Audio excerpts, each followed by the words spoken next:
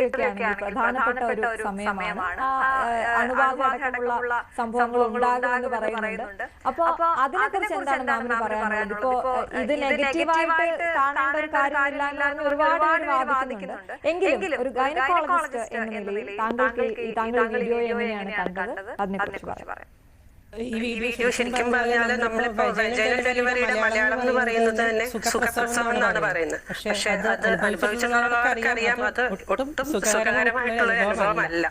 അപ്പം അങ്ങനെയുള്ള ഒരു സുഖപ്രസവത്തിന് ഇത്ര ശരിക്കും അക്ഷരാർത്ഥത്തിൽ തന്നെ നമുക്കൊരു സുഖപ്രസവമായി മാറ്റാൻ കഴിയുമെന്ന് നമ്മളെ സാധിക്കാൻ കഴിയുമെന്ന് നമ്മളെ കാണിച്ചു തന്നതാണ് ദിയയുടെ ഈ വീഡിയോയിലൂടെ നമുക്ക് മനസ്സിലായത്. അപ്പൊ അത് ഇപ്പൊ ഒരുപാട് പേർക്ക് പ്രസവിക്കാൻ പേടിയുണ്ടാവും, ഒരു ഉത്കണ്ഠയും ഭയവും ഒക്കെ ഉണ്ടാവും. ഗർഭിണിയായിരിക്കുന്നവർക്കും ഇനി കല്യാണം കഴിച്ച് ഗർഭം ധരിക്കാൻ ഉദ്ദേശിക്കുന്നവർക്കുമൊക്കെ ആണുങ്ങൾക്കും ഈ പ്രസവം എന്താണെന്ന് അറിയാത്ത പുരുഷന്മാർക്കും ഈ എന്താണ് ഒരു ലേബർ റൂമിൽ സംഭവിക്കുക എന്നുള്ളതിനെ പറ്റിയിട്ടൊക്കെ ഒരു ഉത്കണ്ഠയും ഉണ്ടാവും, ഭയവും ഉണ്ടാവും. പക്ഷെ അങ്ങനെയുള്ളതൊന്നും വേണ്ട. നമുക്ക് ലേബർ എപ്പിഡ്യൂറലിലൂടെ നമുക്ക് പ്രസവം വേദനരഹിതമായിട്ടുള്ള പെയിൻലെസ് ലേബർ സാധ്യമാണെന്നും അതുപോലെ തന്നെ ബർത്ത് കമ്പാനിയന്റെ പ്രസൻസ് എത്രത്തോളം പോസിറ്റീവ് ഇൻഫ്ലുവൻസ് നമ്മുടെ ലേബറിൽ ചെലുത്തുന്നുണ്ടോ എന്നൊക്കെ അറിയാനായിട്ട് നമുക്ക് ഈ വീഡിയോ സാധിച്ചു തന്നു. അതാണ് ആ വീഡിയോയുടെ പോസിറ്റിവിറ്റി. പിന്നെ നമ്മുടെ ഒരു നെഗറ്റീവ് എന്ന് പറയുമ്പോൾ നമ്മുടെ ഗൈനക്കോളജിസ്റ്റ് ഇടയിൽ ഒരു ഡിസ്കഷൻ ഉണ്ടായിട്ടുണ്ട്. ഇപ്പൊ ഇത്രയും പേര് ഒരു ഫാമിലിയിലെ 5 പേര് ഡെലിവറി സമയത്ത് അവിടെ ഉണ്ടായിരുന്നു, മാസ്കും ധരിച്ചിട്ടില്ലായിരുന്നു. അപ്പം അത്രയും പേര് ഡെലിവറി സമയത്ത് വേണം എന്നുള്ളത് ഒരു കൺസേൺ ഫാക്ടർ തന്നെയാണ്. അപ്പം അവിടെ ഒരു ഇൻഫെക്ഷന്റെ ഒരു പോസിബിലിറ്റി നമുക്ക് തള്ളിക്കളയാൻ സാധിക്കില്ല. അപ്പൊ അതാണ് അവിടുത്തെ ഒരു വിഷയം. പിന്നെ ഓരോ ഹോസ്പിറ്റലിലും ഓരോ പോളിസി ഉണ്ടാവും. ചിലപ്പോൾ ഡെലിവറി ചെയ്ത ഹോസ്പിറ്റലിൽ അത്രയും ബൈസ്റ്റാൻഡേഴ്സിനെ അലോ ചെയ്യും. അവര് എനിക്ക് തോന്നുന്നു ലേബർ സ്യൂട്ട് എന്ന് പറഞ്ഞിട്ടുള്ളൊരു ഓപ്ഷനാണ് എടുത്തേക്കുന്നത്. നമ്മുടെ ഫാമിലി മെമ്പേഴ്സിനും കൂടി നമ്മുടെ ലേബർ റൂമിൽ കയറാൻ പറ്റുന്ന ഒരു ഓപ്ഷനാണ് ലേബർ സ്യൂട്ട് എന്ന് പറഞ്ഞിട്ട്. ഇപ്പോൾ ഓൾമോസ്റ്റ് ഉള്ള എല്ലാ പ്രൈവറ്റ് ഹോസ്പിറ്റൽസിലും ഈ ലേബർ സ്യൂട്ട് എന്ന് പറഞ്ഞിട്ടുള്ള ഫെസിലിറ്റി ഉണ്ട്. ഞങ്ങളുടെ ഹോസ്പിറ്റലിലൊക്കെ ആണെങ്കിൽ 2 റൂമായിട്ടാണ് ലേബർ സ്യൂട്ട്. അതായത് 2 റൂം ഇന്റർകണക്റ്റഡ് റൂംസ് ആയിരിക്കും. അപ്പൊ ഒരു റൂമിൽ ബൈസ്റ്റാൻഡേഴ്സിന് അവർക്ക് റിഫ്രഷ്മെന്റ്സും അവർക്ക് റെസ്റ്റ് ചെയ്യാൻ പറ്റുന്ന ഒരു കൗച്ചൊക്കെ ഉള്ള ഒരു റൂമായിരിക്കും. തൊട്ടടുത്തായിരിക്കും നമ്മുടെ ഡെലിവറി കോട്ടുള്ള ശരിക്കുള്ള ലേബർ റൂമായിട്ട് വരിക. അപ്പോൾ നമുക്ക് ഒരു സമയം വരെ നമുക്ക് ആംബുലന്റ് ആയിട്ട് നടക്കാൻ പറ്റുന്ന സമയം വരെ ഈ പ്രഗ്നന്റ് ലേഡിക്ക് നമ്മുടെ കുടുംബക്കാരോടൊക്കെ ഒത്തിരി നടക്കാനും ഇരിക്കാനും സംസാരിക്കാനും നമുക്ക് പരിചിതമായിട്ടുള്ള ഒരു അന്തരീക്ഷത്തിൽ നമുക്ക് ഡെലിവറി ചെയ്യാൻ സാധിക്കും. അത് നമ്മുടെ ലേബർ പ്രോഗ്രസിന് ഒരുപാട് പോസിറ്റീവ് ആയിട്ടുള്ള രീതിയിൽ ഇത് ഇൻഫ്ലുവൻസ്. പലർക്കും ഈ സമയത്തൊക്കെ പ്രഷർ കൂടാനും ഒക്കെ സാധ്യതയുണ്ടല്ലേ?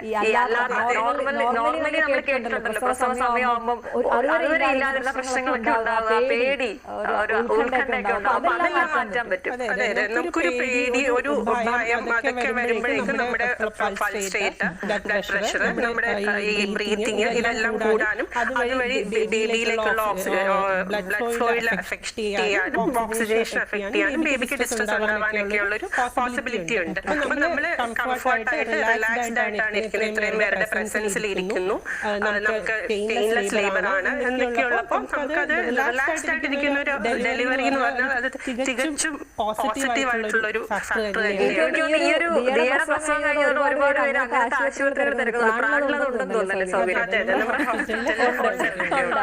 അങ്ങനെ പേടിച്ചിരിക്കുന്നവർക്ക് വേണമെങ്കിൽ ഇപ്പോഴും പോയി ഒന്ന് ബുക്ക് ചെയ്താൽ അതുപോലെ പ്രസവിക്കാം. പിന്നെ നമ്മൾ പോകുന്നത് അനക്കയിലേക്കാണ്. അനക്ക ഈ ചർച്ചയിലേക്ക് വരുന്നത് ഒരു ഫേസ്ബുക്ക് പോസ്റ്റിലൂടെയാണ്. കാരണം അനക്ക ഇപ്പൊ പ്രസവം കഴിഞ്ഞ ഒരാളാണ്. അപ്പോ പ്രസവിക്കണമെങ്കിൽ ഇത് ഈ ഒരു ആളുകളും അല്ലെങ്കിൽ ഈ സൗകര്യവും ഒന്നും പോരാ, അതിന് തലയിലെഴുത്തും കൂടി വേണം എന്നായിരുന്നു അനക്കയുടെ ഫേസ്ബുക്ക് പോസ്റ്റിന്റെ തുടക്കം. അനക്ക പറയും എന്താണ് സംഭവിച്ചത്. ഇങ്ങനെയൊക്കെ എല്ലാവരുടെയും ഫാമിലിയുടെ ഒപ്പം നിന്ന് അല്ലെങ്കിൽ ഹസ്ബൻഡിന്റെ കയ്യിൽ പിടിച്ചുകൊണ്ട് പ്രസവിക്കണമെന്നൊക്കെയാണ് ആഗ്രഹം. പക്ഷെ പിന്നെ എന്താ സംഭവിച്ചത്?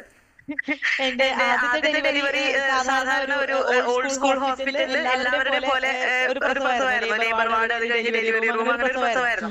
അപ്പൊ അന്ന് നമുക്ക് ഇതിനെ കുറിച്ച് അറിവില്ല. കേട്ടിട്ടുണ്ട് എപ്പിഡ്യൂറൽ എടുക്കാൻ പറ്റും, അല്ലെങ്കിൽ ഇതുപോലെ ഫാമിലി മെമ്പേഴ്സിന്റെ ഒപ്പം പ്രസവിക്കാൻ പറ്റുന്നൊക്കെ കേട്ടിട്ടുണ്ട്. പക്ഷെ ആ ഹോസ്പിറ്റലിൽ അത്രയ്ക്കും സൗകര്യങ്ങളൊന്നും ഉണ്ടായിരുന്നില്ല. എപ്പിഡ്യൂറൽ എടുക്കാൻ ഓപ്ഷൻ ഉണ്ടായിരുന്നു, പക്ഷെ അന്ന് ഫാമിലി അടക്കം സമ്മതിച്ചില്ല. അതൊന്നും വേണ്ട, അതൊക്കെ അതിനൊക്കെ കോംപ്ലിക്കേഷൻസ് ഉണ്ടാവും, ഭാവിയിൽ ചിലപ്പോൾ നടുവേദന ഉണ്ടാവും. അപ്പൊ ഇതിനെ കുറിച്ച് അറിവില്ലായ്മയായിരുന്നു. കൂടുതൽ. അപ്പൊ അന്ന് ഡോക്ടർ പറഞ്ഞു തനിക്കതൊന്നും ഇല്ലാതെ പറ്റുമല്ലോ, അപ്പൊ തന്നെ പ്രസവിച്ചൂടെ. അപ്പൊ അന്നത്തെ ആദ്യമായിട്ട് പ്രസവിക്കായതുകൊണ്ട് ഞാൻ ഭയങ്കര ആളാണ്, എനിക്കൊന്നും ഇല്ലാതെ പ്രസവിക്കാൻ പറ്റുന്നത്. പിന്നെ ഇതെന്താണെന്ന് അറിയില്ല, എത്ര വേദനയുണ്ട് എങ്ങനെയാണെന്ന് അറിയില്ല. അപ്പൊ അതുപോലെ സ്വാഭാവികമായി പ്രസവിച്ചു. അതൊരു 6 വർഷം മുമ്പായിരുന്നു. അത് കഴിഞ്ഞ് ഞാൻ തീരുമാനിച്ച ഒരു കാര്യമാണ്, ഇനി പ്രസവിക്കുന്നുണ്ടെങ്കിൽ ലേബർ സൂട്ട് റൂമുള്ള ഫാമിലിയായിട്ട് അക്കമ്പനി ചെയ്ത് ഹസ്ബൻഡ് കൂടെ നിൽക്കുന്ന പോലെ ഡെലിവറി ചെയ്യുള്ളൂ, എപ്പിഡ്യൂറൽ എടുത്തുകൊണ്ടേ പ്രസവിക്കുള്ളൂ. ഇതിന്റെ മദർഹുഡിന്റെ ആ ഒരു പെയിൻ അല്ല, അതിന്റെ പ്ലഷറാണ് ഡോമിനേറ്റ് ചെയ്യുന്നത്. ഞാൻ അങ്ങനെ പ്രസവിക്കും. അത് കാരണം ആദ്യമേ പോയി അതുപോലെയുള്ള ഹോസ്പിറ്റലൊക്കെ നോക്കി വെച്ചു.